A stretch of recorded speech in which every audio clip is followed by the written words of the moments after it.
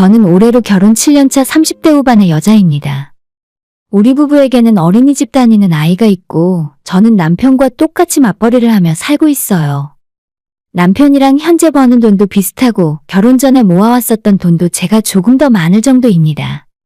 다만 한 가지 결정적인 차이가 하나 있는데 시댁은 저희 친정집보다 조금 여유가 있었고 반면에 친정에서는 금전적인 도움을 바랄 수 없는 상황이에요. 그래서 결혼할 때 남편 쪽에서 집 구할 돈을 조금 보태준다고 했었는데 제가 나서서 괜찮다고 거절했습니다.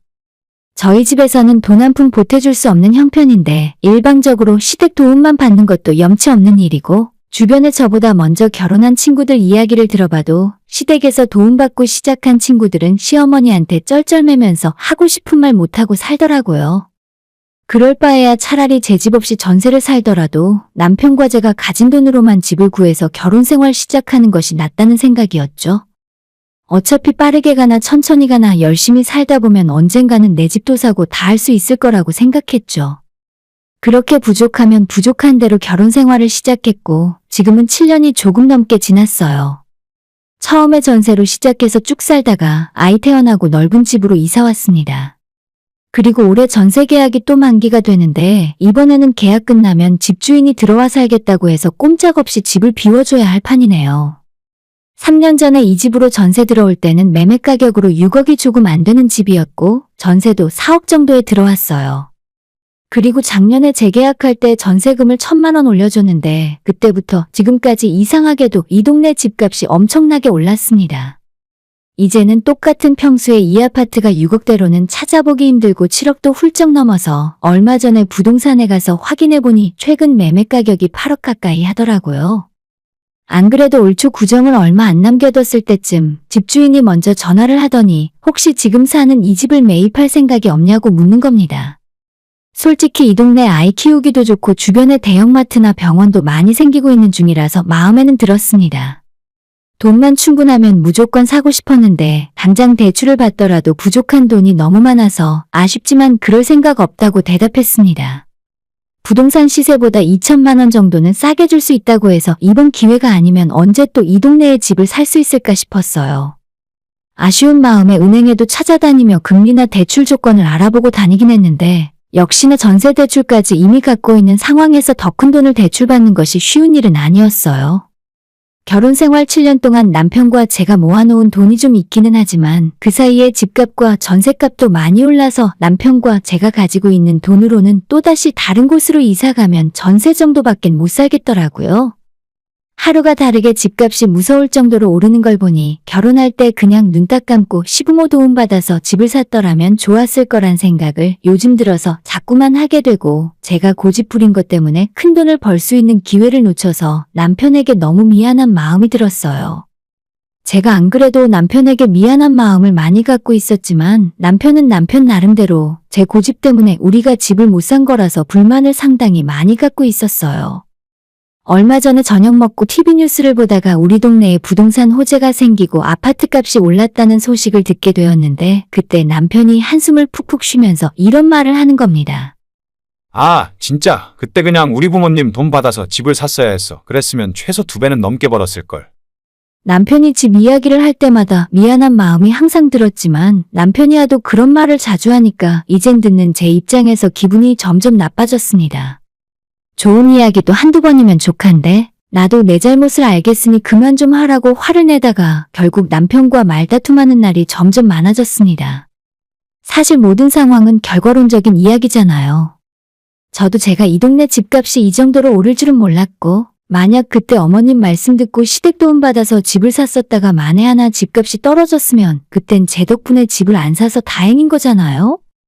저는 저대로 스트레스 받고 있었고 남편은 남편대로 집 때문에 화가 잔뜩 난 상태였죠. 그런 와중에 지난 설날에 시댁에서 차례를 지내고 시간을 보내다가 시어머님이 더 미루지 말고 너희도 이번 기회에 집을 사는 것이 어떻겠냐고 하시더군요. 어차피 언젠간 너희들도 집을 사야 할 거 아니냐. 애도 점점 크는데 언제까지 메뚜기처럼 왔다 갔다 이사 다닐 거야. 괜히 쓸데없는 고집 부리지 말고 이번 기회에 그냥 사버려라. 대출 좀 받고 모자란 건 우리가 보태줄 테니까.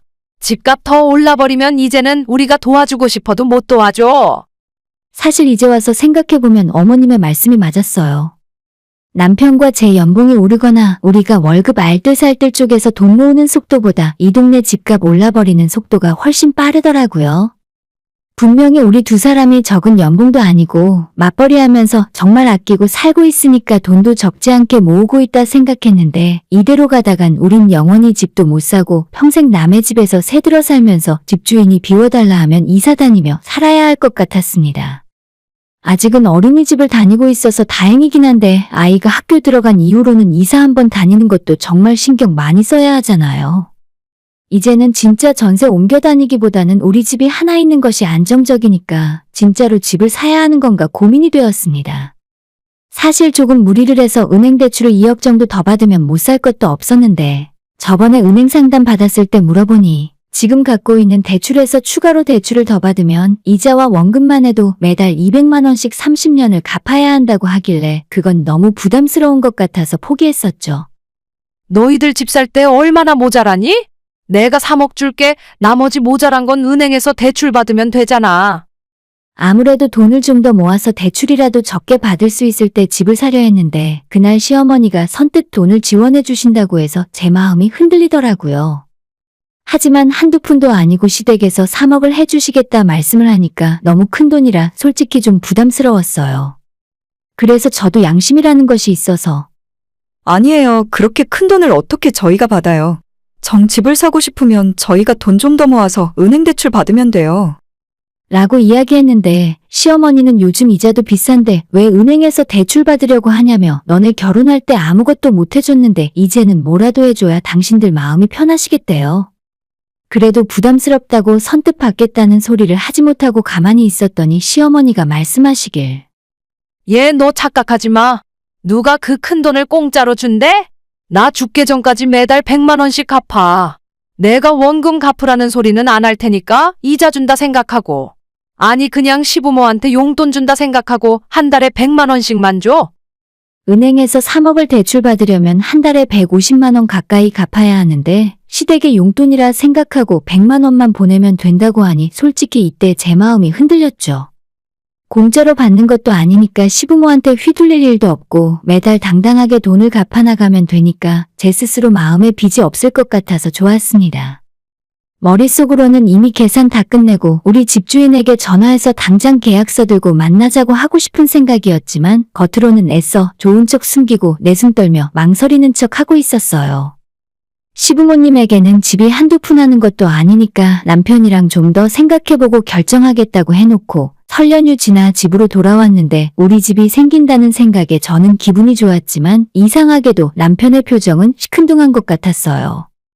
먼저 아무런 이야기가 없길래 제가 남편에게 당신 어머님이 주신다는 돈 받을 거야? 라고 먼저 물어봤습니다. 그러자 남편은 오히려 제게 어떻게 하고 싶냐며 되물어보더군요. 그래서 저는 당연히 안 받으면 바보 아니냐고 은행에서 대출 받는 것보다 훨씬 싼데 이번 기회가 아니면 우리가 어떻게 집을 살 수 있겠냐고 했습니다.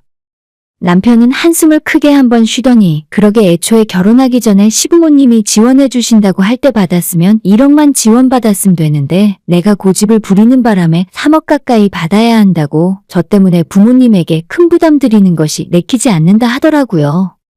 물론 제가 잘못한 건 맞지만 이런 상황에까지 그 이야기를 꼭 해야 합니까? 남편에게 그 이야기는 안 했으면 좋겠다고 누구는 집값이 이렇게 오를 줄 알았냐고 했죠. 그래도 당장 내년에 이사 가야 할 판인데 집주인이 싸게 준다고 할 때 이제라도 사는 것이 좋잖아요. 그때 일은 내가 진짜 미안해. 나도 이렇게 될 줄 알았으면 어머님 아버님이 하신 말씀 들었을 거야. 그래도 이번엔 공짜로 받겠다는 것도 아니고 우리가 매달 100만 원씩 드리는 거잖아. 내 잘못은 깨끗하게 인정하고 남편에게 사과했어요.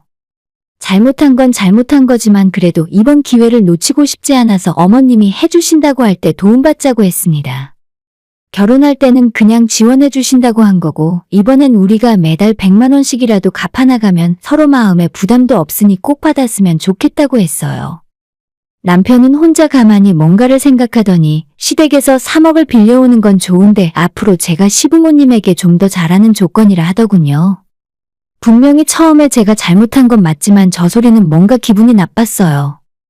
이 집안에 시집와서 명절 2번, 제사 2번 있는 거 군말 없이 다 챙겼고 친정에 보내는 건 눈치 보여서 참았지만 시부모님 드리는 건 돈 아껴본 적 없었습니다. 용돈도 드리고 자주 모시고 식사도 대접했어요. 지금까지 내가 시댁에 못한 건 뭐가 있냐고 물었는데 제가 해온 건 대부분의 며느리가 당연히 하는 일들이고 자기 집에서 3억이나 주는데 어떻게 아무런 대가도 없이 공짜로 받으려 하냐면서 지금보다 제가 훨씬 잘해야 한답니다. 공짜? 그게 왜 공짜야? 어머님이 하시는 말씀 못 들었어? 앞으로 우리가 한 달에 100만 원씩 드리기로 했잖아. 대체 나보고 뭘 더 어떻게 하라는 거야?